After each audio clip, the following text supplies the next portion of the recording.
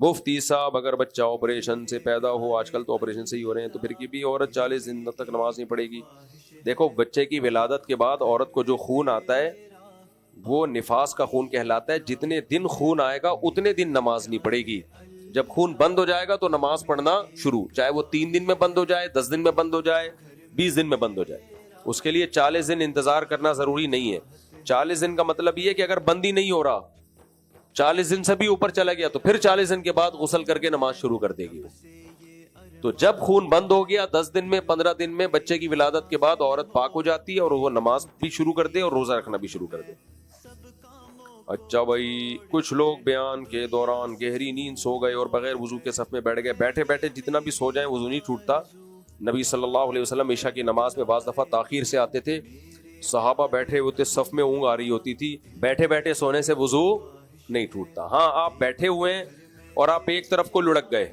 Total ہر انسان کے پاس 2 تشریفیں ہیں، کیا خیال ہے؟ تو ایک تشریف اٹھ گئی.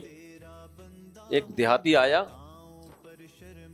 تو کراچی میں آیا نا، تو کراچی میں لوگ تھوڑا تمیز سے بات کرتے ہیں، تشریف لائیے تشریف لائیے. تو وہ کہتا تھا یار یہ تشریف کیا چیز ہے، مجھے کیوں نہیں کہتے کہ آپ خود آ جائیں.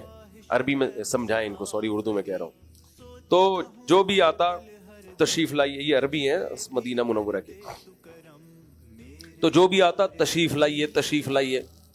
وہ کہتا یار یہ کیا چیز لے کر آ رہے ہیں، دیکھتا کچھ بھی نہیں لا رہے. بڑا حیران تھا کہ یار یہ خود جا رہا ہے تو تشریف تو لے کے نہیں آ رہا، تشریف کیا چیز ہے. تو ایک دن کسی نے کسی کو کہا تشریف رکھیں. اس نے کہا اب دیکھتا ہوں کیا رکھتا ہے،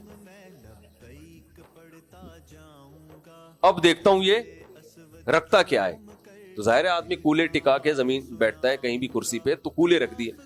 کہہ رہے ہوئے تم لوگ اس کو تشریف بولتے ہو